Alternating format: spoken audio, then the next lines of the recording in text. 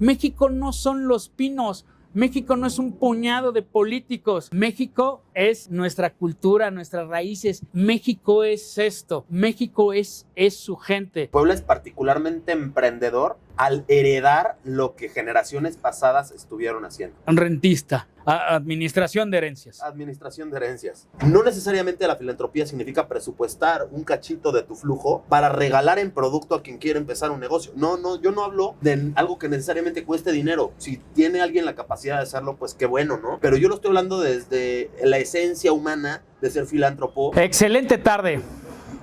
Estoy en este programa de Talento Emprendedor con Sergio Veraza Taque. Sergio Veraza Taque, 26 años, emprendedor, director de una incubadora en Puebla. Dicen que el verdadero talento y el verdadero riqueza de nuestro país son los jóvenes. Tú eres joven. Yo creo que el verdadero riqueza de nuestro país es el talento, el desarrollar el talento de toda nuestra gente, con independencia si son jóvenes, viejos, grandes, niños, ¿no? Normalmente las personas mayores decimos que el futuro está en los jóvenes porque ellos mismos no se ven así como el futuro. Pero mientras haya vida, creo que siempre puedes dejar algo a la sociedad. Sergio, bienvenido. Gracias, Isaías. Oye, vamos entrando en materia. ¿Quién es Sergio? ¿Qué estudió? ¿Por qué estudió lo que estudió? ¿Qué haces? ¿Cómo justificas tu existencia en la Tierra, Sergio? Mira, es bien curioso porque si yo te voy a platicar cómo fue que di con quién soy, tuve que ser todo. Uh-huh. Yo empecé vendiendo zapatos, vendiendo seguros, vendiendo tarjetas de crédito, puse unas taquerías. ¿Al menos estaban ricos los tacos? No, los mejores. Sí, los mejores. Tuve una plataforma web, una aplicación de logística con todo un sistema detrás. Entonces, pues he pasado por muchas áreas para hoy dar con quién soy, ¿no? Entre todos estos, aunque veas que son muy diferentes, pues hay un común denominador, ¿no? Y fue mi genuino interés e inclinación por crear y rentabilizar. Y entonces fue que encontré hoy quién soy, ¿no? Y hoy me atrevo a decir que soy una persona mexicana, orgullosamente poblana, que tiene el deseo de generar empleos, de innovar en este estado, que es principalmente industrial, donde hay muchas áreas de oportunidad que mejorar, desde varias índoles, varias perspectivas, abriendo varias ventanas. Y por eso me cuelgo esa camiseta, ¿no? Finalmente, cualquier cosa que se haga siempre es mejorable y mi deseo de siempre encontrar qué mejorar, pues es lo que me acompaña. Oye, Sergio, mencionabas que vendiste, ¿no? Que empezaste vendiendo zapatos, que vendiendo seguros. ¿Por qué en nuestra formación educativa y profesional, desde la escuela, desde la más tierna infancia, no nos enseñan a vender? O sea, cualquier persona que trabaja en una organización, que está en el servicio público, privado, no se diga en temas de emprendimiento, debe de tener una alta orientación comercial. Claro. No se da en la escuela. ¿De dónde te viene la vena comercial? ¿Tus padres son emprendedores, son empresarios, son comerciantes? No, sí tengo familia que en su momento puso empresas.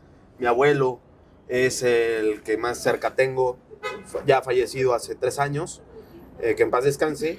Él tuvo su propia fábrica y era bonetero, ¿no? Hacía calcetas, ¿no? De ahí en fuera, ya el resto de la familia, particularmente mi familia núcleo, ha sido empleado ejecutivo o empleado. Mi mamá ama a los niños, entonces es educadora y mi papá ahorita, bueno, tiene posiciones es coordinador de logística para el Honorable Congreso de Puebla. Uh-huh. Entonces es el tema, la vena emprendedora, la desarrollé bien curioso. Primero te platico de dónde parte la vena y después cómo fue que las escuelas, que aunque no lo creamos, sí están de cierta manera promoviendo subliminalmente eso, ¿no? Y ahorita digo por qué. Yo tengo un amigo llamado Santiago Tame. Uh-huh. Y esta persona es mi amigo de toda la vida, es mi hermano. Me invita a promover unas alpargatas. Unas alpargatas cuando estaban de moda las entonces Toms. Uh-huh. Estas personas, estos amigos, compran una maquila de alpargata estilo Toms. Uh-huh. Y yo iba en la prepa Ibero. Y yo digo, ¿sabes qué? Pues, órale, me dicen, llévate un par para ver si tu familia quiere, ¿no? Me llevé 10 pares y los vendí en una cena familiar. Uh-huh. Y yo dije, órale. Y todos los empezaron a usar y a usar y a usar. Entonces yo lo contacto a mi amigo y le digo, ¿sabes qué? Creo que este zapatito se puede vender en volumen. Entonces me lo voy a llevar a la prepa a ver cómo me va. Hablo con la dirección de la prepa Ibero, Puebla, y me dan entrada.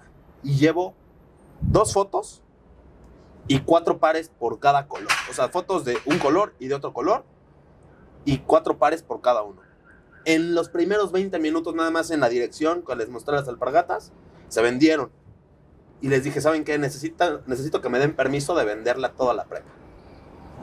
Vendimos más de 2,500 pares en todo un semestre de alpargatas. Órale. Y yo en ese entonces, mi papá me llevaba a la escuela y me llevaba en una camioneta. Esa camioneta íbamos, mi papá, yo, y llena de cajas de alpargatas. Bajaba las cajas, las metía a un salón, ya todos los profesores sabían que yo iba a vender alpargatas entre clases y no tenían problema. Uh-huh. Y se acababan en recreo y levantaba orden para que las cajas del día siguiente fueran las que ya estaban vendidas. Y esa dinámica por 6 meses. Entonces, ahí fue donde dije, ¿sabes qué? Creo que esto es lo mío. Yo estudié en la Ibero porque la Ibero tiene un centro de tecnología llamado Claro, IDIT, claro. ¿no? Y el IDIT, Muy competitivo. muy competitivo. Y yo dije, pues yo quiero ser ingeniero automotriz, me gustan los coches, me gusta Ferrari, me gusta Porsche, me gusta Lamborghini, quiero hacer coches, Te gustan coches sencillos, no aspiracionistas, ¿no? Casi autos sencillos, un par de zapatos y un Ferrari, ¿no? Muy bien. Lo importante acá, lo que sobresale, es que por a mí gustarme genuinamente el coche terminado, Ajá. según yo ya me iba a meter desde elaboración de ese coche terminado, ¿no? Claro. Y sí, en su momento pues me empezaba a gustar mucho, la verdad es que me metí en temas de ingeniería en la prepa. Esa prepa tiene una especialización que la cursas en el último año de prepa, donde te dan materias ya enfocadas a tu área de interés, y yo escogí ingeniería, ¿no? Y entonces viene mi graduación. Me gradúo de la prepa y resulta que enfrentamos lamentablemente una crisis económica muy fuerte en la familia, donde pues yo hablé con mis papás y les dije, ¿saben qué? Hay que echar mejor a andar la educación de mis hermanos, me aguanto 6 meses. Esos 6 meses se terminaron convirtiendo en un año y estuvo bien curioso porque en ese año pasó todo. Desde que dejé de querer ser ingeniero automotriz hasta lo que hoy soy. Fue parteaguas de toda mi vida ese año sabático entre comillas. ¿Por qué? Yo dejo de estudiar. Y dije, pues la verdad yo soy alguien que me gusta estar mucho en dinamismo, ¿no? Y ya con la experiencia previa de la comercialización de alpargatas en Ibero, dije, ¿ahora qué voy a vender? Porque me agoté el mercado, me lo comí completo. Uh-huh. La verdad se vendió muy bien, el producto por sí solo era muy bueno, pero también me divertía yo vendiendo. Entonces, quien me compraba 2 pares, le vendía 5. Uh-huh. Y se generó esa dinámica que dije, ¿sabes qué? Creo que soy bueno en esto. Mi papá en ese momento no tenía empleo y le cae una oportunidad laboral. Me dice, oye, acompáñame. Me están ofreciendo algo, y acompáñame, ¿no? Y yo, órale. Me quedo yo en el coche, él entra a entrevista. Y bien curioso, porque entonces sale mi papá de entrevista y me dice, ¿qué crees? Vas tú. Y yo, ¿cómo que voy yo? Alguien tiene que trabajar en la casa. Yo, ¿cómo que voy yo? Y sale la directora de Recursos Humanos. GNP. Ah, la de seguros. Seguros. Uh-huh. Así es. Nuestros vecinos, de hecho, ahora en este foro. Me invitan a pasar. Uh-huh. Y yo, pues, órale. Me platican y yo, pues, no tengo nada que hacer 6 meses. De no hacer nada, estar vendiendo seguros. Yo no conozco la industria aseguradora, pero sé que es una carrera patrimonial, ¿no? Y si lo haces bien, te generas un patrimonio que heredas incluso a tus hijos. Uh-huh. Y eso sí lo sabía, ¿no? Y dije, pues, a ver qué sale. Y me meten a entrevista. Me ofrecen lo que le ofrecen a cualquier asesor en seguros, que para mí en ese entonces era todo. Uh-huh. Y le entramos. Empiezo un curso intensivo de capacitación de 15 días. En el día 16 rompí récord de ventas en toda la agencia de seguros. Ah, chis. Empiezo a descolgar teléfonos, a hablarle a mis compañeros. que con la experiencia previa de que les vendía alpargatas sabían que tenía espina de venta. En alguna medida eso me puso ante su perspectiva como alguien formal, alguien pues ya profesional, a pesar de mi corta edad entonces, 19 años, y me dan audiencia. Y me dicen, mira, esto es 100% real, ¿no? En la industria aseguradora, la mayoría vende seguros por compadrazgo, porque... pues yo, tu círculo relacional. Todos tenemos un amigo que vende seguros, entonces de beneficiar a Juan Pérez, a beneficiar a mi hermano, a mi primo, al amigo de mi primo, pues beneficias a tu círculo, ¿no? Y entonces empecé a explotar ese tema con mi mercado natural. Con mis compañeros con los cuales tenía gran estima, mis vecinos, mi familia y demás. Y entonces rompo récord de ventas. Y en eso dije, caray, dicen, hay un dicho que quien vende seguros de vida vende todo. Pues de esos seguros, varios fueron de vida, ¿no? Y dije, órale, me cayó un dinerito por las comisiones de esos seguros y me compro un carrito de tacos. De tacos. Y entonces GNP, esas ventas... Oye, ¿por qué un carro de tacos y no un carro para tirar rostro? Porque normalmente la gente que hace cuando recibe un dinero extra, como mencionas, pues va y se compra un carro, va y se compra un tacuche, va y invita a la novia al cine, o va y se compra una garrita nueva. ¿Tú por qué un puesto de tacos? Pues mira, ¿no? Es muy importante. Esta decisión es que te cambia un rumbo, ¿no? Desde que compras un carrito de tacos, que es un carrito que te traerá más dinero, hasta que compras un coche donde andas paseando y saludando gente nada más para que te volteen a ver, como casi no sucede en nuestro hermoso estado. A diferencia del carro para echar rostro, pues mejor me compro un cochecito que produce, ¿no? En ese entonces estaban unos tacos llamados Espartacos, Calzada Zabaleta. Espartacos. Gran nombre. Yo era clientazo, mi papá también era.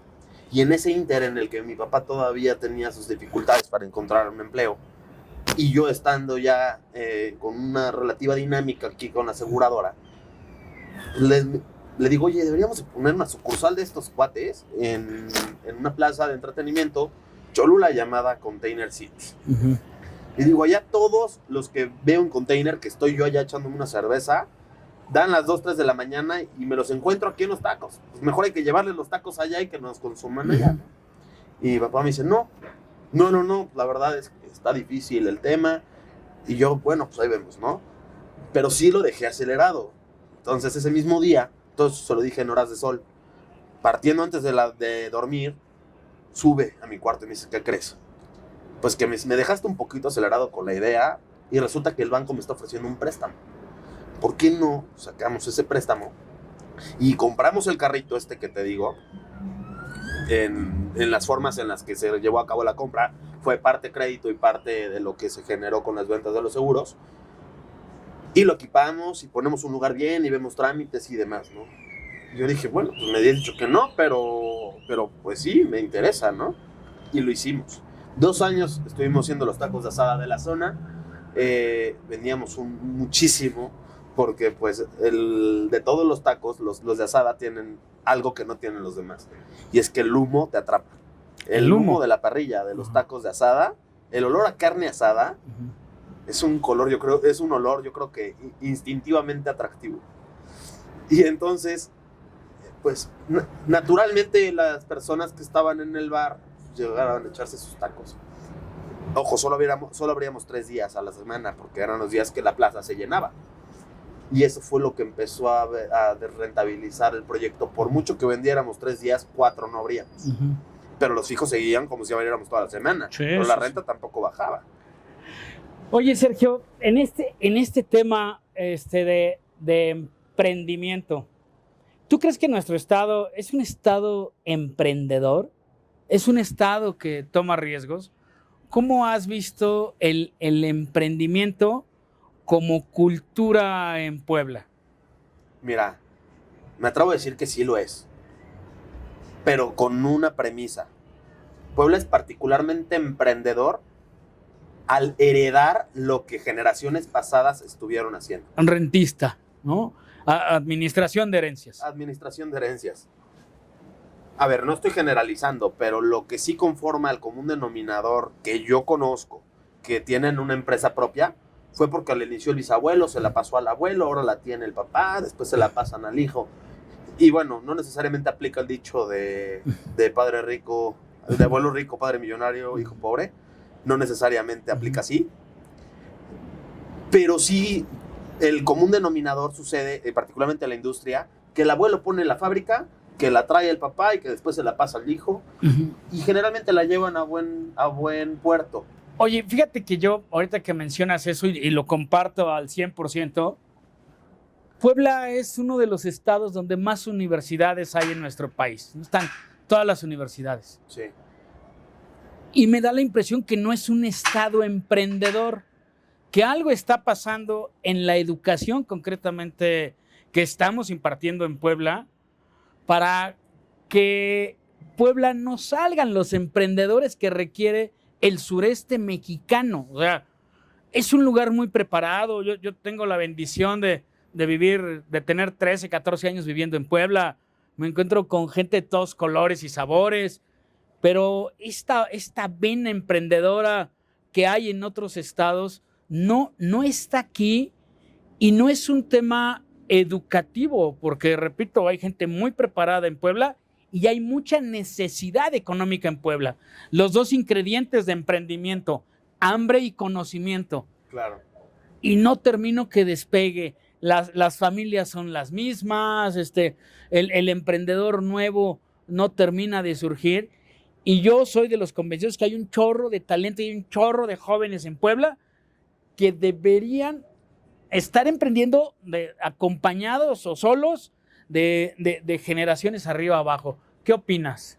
Mira, tienes toda la razón. Acá yo creo que donde falta fortalecer es en educación de administración de los riesgos. Uh-huh. No es el sistema educativo, sí tiene sus formas en las que ya debe de ser adaptado ahora a esta nueva tendencia de emprender. Uh-huh. Sin embargo, yo creo que no solamente el poblano, el emprendedor en sí, el emprendedor no de hueso colorado, sino quien tiene ese deseo de ser emprendedor, lo único que le falta es conocer y tener el valor de administrar unos riesgos.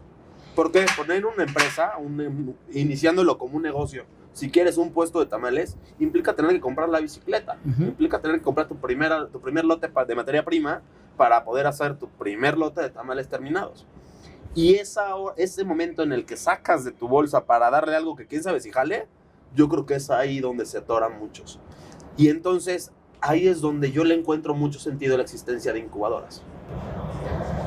Las incubadoras tienen como propósito, ya lo he mencionado antes, brindarle mentoría e instrucción al emprendedor, acercándole docentes de índole legal, asesores contables, estudios de mercado, prestarles el lugar para que lleven a cabo juntas networking.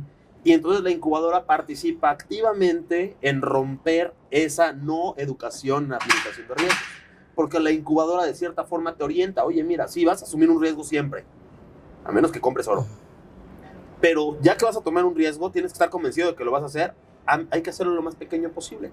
O sea, ten todas las herramientas posibles Uh-huh. para que ya si te falta la llave Allen, bueno, esa la conseguimos y ya con eso terminas de apretar el tornillo. O sea, lo que dices es tirarle a un producto mínimo viable. O sea, ¿cuál es el menor paso que puedes hacer rumbo al maratón que tienes en la mente hacer? Pero empezar con el primer paso y ir formándolo, ¿es por ahí? Es un proceso meramente metódico.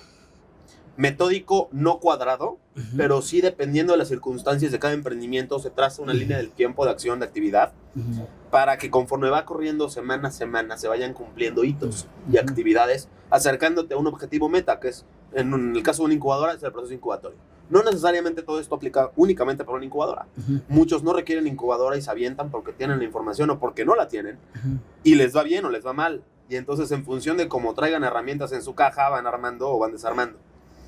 Y es eso. La incubadora solamente facilita información y orienta al emprendedor en aquellos terrenos donde se percibe desorientado.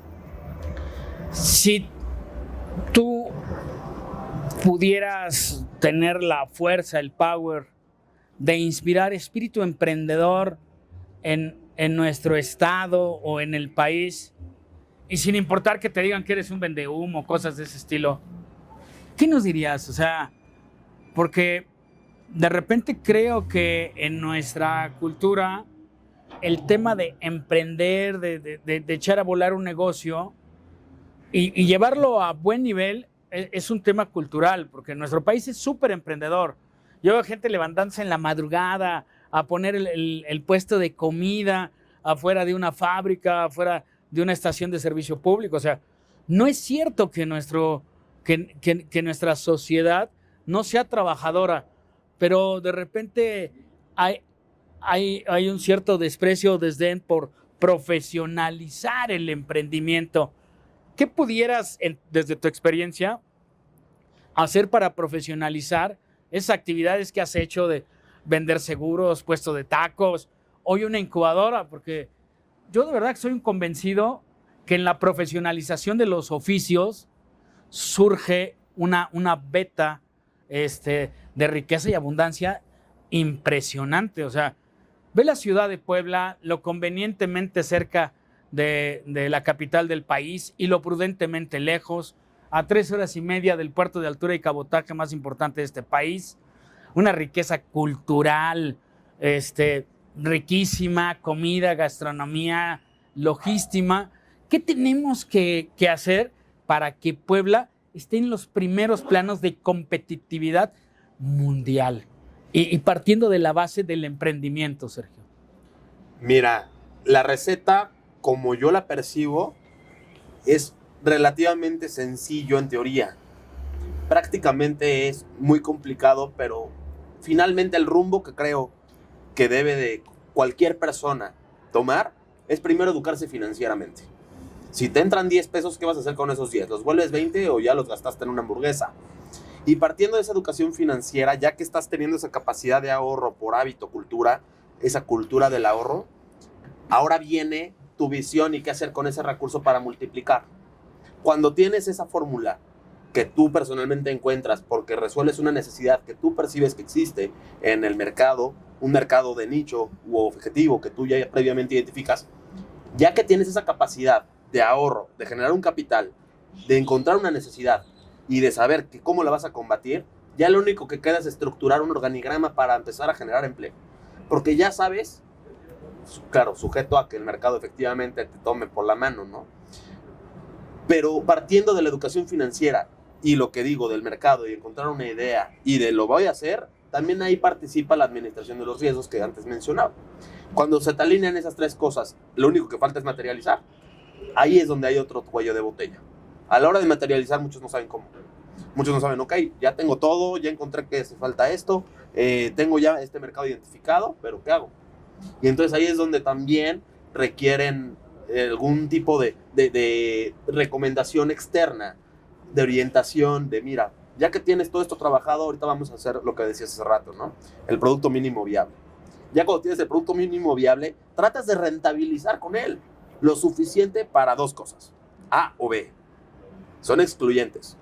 Con el mínimo viable, si lo rentabilizas, con los rendimientos de esa rentabilización vas fortaleciendo tu mínimo viable y le vas añadiendo más valor para que realmente resuelva el problema de raíz.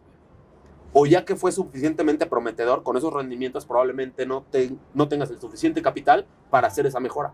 Pero ya sabes que el mínimo viable se está moviendo y se está consolidando. Uh-huh. Entonces es momento de conseguir o un socio capitalista o conseguir una línea de financiamiento o preguntarle a tu papá si te puede dar unos billetes y se los devuelves. Pero todo funciona con el mínimo viable y el mínimo viable no necesariamente cuesta miles de pesos. Sí. Oye, entiendo por lo que me decías que tienes 26 años. Sí. ¿Qué es lo más importante que has aprendido en tus 26 años en términos de emprendimiento, en términos de vida, en términos de trascendencia? O sea, las edades juegan y juegan mucho. O sea, te doblo la edad. Aunque tú te ves más grande que yo, gracias, pudiera hacer tu papá, cabrón. Entonces, ¿qué es lo que has aprendido? Porque yo de verdad me maravillo, me entusiasmo con chavos como tú, de que, hijo, yo veo, ¿qué estaba haciendo a los 26 años, no? Fuera de cámaras te lo platico, pero pero seguro no pensaba en emprender, seguro, o sea, siempre he pensado por mi gran amor por México, pero temas de emprendimiento, temas de forjar cosas, no los he hecho. Esto, o sea, a esa edad, ¿tú qué has aprendido a tus 26 años? ¿Qué te han dejado estos 26 años? ¿Y dónde te ves 26 después? O sea...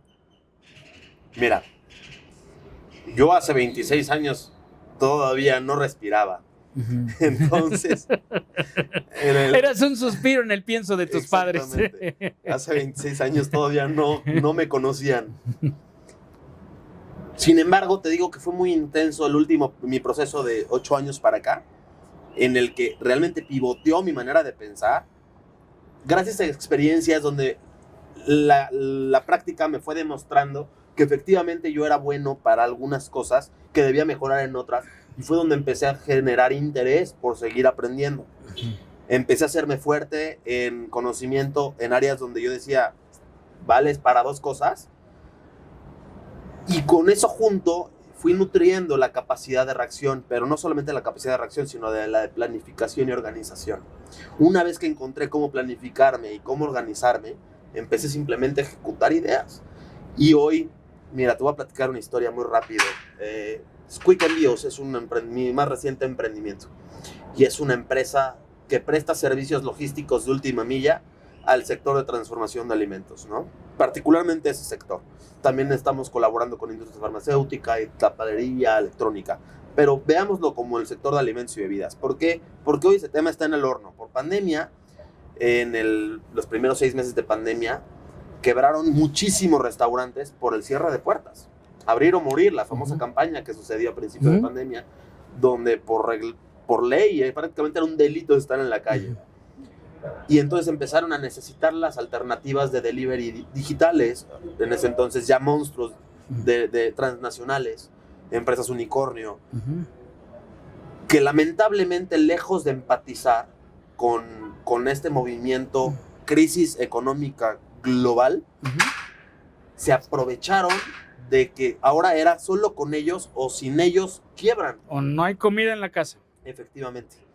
Y eso fue intolerable, ¿no? Partiendo de esa necesidad, yo dije, tengo yo que poner esa alternativa. Porque estos cuates, no voy a decir nombres, pero las alternativas que entonces se ofrecían en el mercado, te estaban condenando a desaparecer. Lo único que hago es alargar tu agonía. ¿Por el esquema de comisiones o qué? Por el esquema, el modelo de negocios que trabajan las plataformas. Y lo único que estaban haciendo era estirar tu línea de agonía. En lugar de quebrarte hoy porque ya decidiste por propia voluntad, yo te quiebro en 6 meses, no te preocupes, pero de esa no te salvas. Excepto a pocos, también no voy a generalizar. Muy pocos, en serio son pocos, ¿no? A muchos necesitaban esa visibilidad en la que, como también el consumidor reformó sus hábitos de consumo, ahora ya todo esto revolucionó, ya todo lo quieres en tu puerta de casa. Yo, partiendo de esa necesidad, dije, ¿sabes qué? Están tronando, esta necesidad está tronando al sector de restaurantes y bebidas. Las personas están quedando sin chamba, se están quedando sin trabajo y no les queda más que afiliarse a las plataformas que están tronando a las empresas de restaurantes y bebidas. Dije, de cierta forma están todos colaborando para desaparecer el sector de alimentos y bebidas. Porque es ahora lo único en donde puedes colaborar, porque desafortunadamente donde chambeabas como ingeniero técnico superior, tuvo que cerrar sus puertas. Una motito, una maletita y a chambear como repartidor ya ni siquiera porque quieras, sino ahora porque era eso o no tenía sustento. La única opción, o de las pocas opciones. Y entonces me empecé a encontrar estos temas y resolví desde todas esas raíces con una propuesta para tanto el sector de restaurantes, para la población de repartidores, dignificar su trabajo es la palabra, dignificar el trabajo de los repartidores, que hoy está sumamente abandonado y existe mucha discriminación. Se me trabó la lengua. Y entonces encontré mucha empatía con estas personas y fue donde desarrollé también un sentido filántropo. Todo esto te lo platico porque quería dar con la filantropía. Creo que todos debemos de ser un tanto filántropos. Oye, César, mejor Sergio, hablamos de filantropía y cuando hablamos de filantropía, de repente a la gente se le ocurre transferir a los más necesitados. Yo cuando escucho filantropía desde el punto de vista emprendedor, es sueldo, salario digno, es buenas condiciones, es generar opciones. Solo para empatar, ¿qué es la filantropía desde el emprendimiento? Porque salvo que tengas un excedente en flujo de caja muy amplio, transferir sin recibir es muy complicado que las empresas, los gobiernos sean filantrópicos, ¿no? Cuando los gobiernos transfieren a los más necesitados, es una buena idea, pero no es sustentable en el tiempo si todo es fondo perdido, ¿no? ¿Qué es la filantropía desde un joven de 26 años que arranca una empresa de logística desafiando a las grandes, en donde seguramente apretó su margen, aunque el océano era bueno para competir? Mira, la filantropía es una palabra muy extensa. Desde el contexto que lo voy a decir, es desde el contexto personal. Claro, colaborando con el emprendimiento. Por filantropía, yo todo lo que he dicho, desde el enfoque en el que lo digo, es en que si alguien te dice, oye, ¿qué me recomiendas hacer? Tengo esta bronca. No le digas, págame una consultoría para que te resuelva la bronca, porque si se están acercando a ti, es porque creen, suponen o te reconocen como alguien capaz de hacerlo salir de un bache que le permitirá, hablando desde el emprendimiento, a su emprendimiento resolver algún problema que esté enfrentando en el momento, ¿no? Eso no necesariamente se transforma en billetes para la cartera del que aconseja. Se transforma en que lo sacas de una bronca para que tenga probablemente mayor flujo, para que genere más empleos, y se hace un efecto dominó de beneficio cuando vas desatorando problemas ajenos, también pues internos, ¿no? No necesariamente la filantropía significa presupuestar un cachito de tu flujo para regalar en producto a quien quiere empezar un negocio. No, yo no hablo de algo que necesariamente cueste dinero. Si tiene alguien la capacidad de hacerlo, pues qué bueno, ¿no? Pero yo lo estoy hablando desde la esencia humana de ser filántropo. En alguna medida tampoco me considero yo el filántropo de la vida, ¿no? Sin embargo, siempre es bueno estar abierto para que si te preguntan contestes con el afán de en serio echar a andar, resolver esa inquietud, que quien sea que llegó a ti, si la puedes contestar, que la contestes. Padrísimo. Sergio, para ir cerrando esta entrevista que me ha encantado, a todo nuestro auditorio, nuestros dos amigos de cámaras, básicamente, háblales de cuál es tu propósito noble.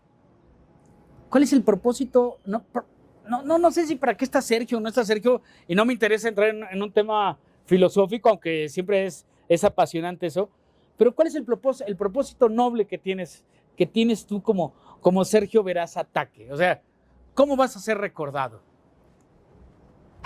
Yo he estado estos últimos años, desde que tengo conciencia sobre esta necesidad, me he estado enfocando y he estado trabajando mucho en ser alguien de bien. Alguien de bien que, si, como bien dije hace rato, que si se acercan a mí siempre tendrán las puertas abiertas, que si lo que puede emprender pueda generar beneficios no solamente para los internos de la empresa, sino que beneficie a la comunidad, que realmente sea socialmente responsable, en la medida de lo posible ir ahora sí que palomeando los objetivos humanos de lo que debe de haber en una organización, no necesariamente todo lucrativo, ¿no? Entonces yo quiero trascender como alguien que generó bien, que generó fuentes de empleo dignas, que brindó apoyo, que cuando pudo abrió las puertas, cuando no pudo buscó quién, y finalmente beneficiar a la comunidad que me conoce o que voy a conocer. Excelente. Finalmente, háblame de tu amor por Puebla. Entiendo que eres de Puebla, que eres poblano, que orgullosamente poblano, ¿no? Sí. Háblame de tu amor por Puebla, tu amor por México. Háblame de la patria. Mira, México es un país sumamente capaz, altamente capaz. Se dice que la planta más productiva de la Volkswagen es la que se ubica aquí en Puebla, y eso habla mucho en estándares internacionales, porque efectivamente el mexicano, cuando no sabe cómo, lo inventa. Y cuando sabe cómo, lo mejora. Eso yo creo que debe de ser explotado, hablando por México, desde el ámbito profesional. El México país es un país rico en cultura, tiene una de las mejores gastronomías del mundo. Entonces, en flora y fauna, hay recursos naturales, hay recursos económicos en alguna medida y hay ganas por hacer cosas. Entonces, si logramos alinear todos los recursos que el país da, ya sea de tierra o ya sea económico, ya sea de posibilidades, tenemos la frontera con Estados Unidos, solamente hay 2 países en todo el mundo que tienen frontera con Estados Unidos y uno de ellos es México.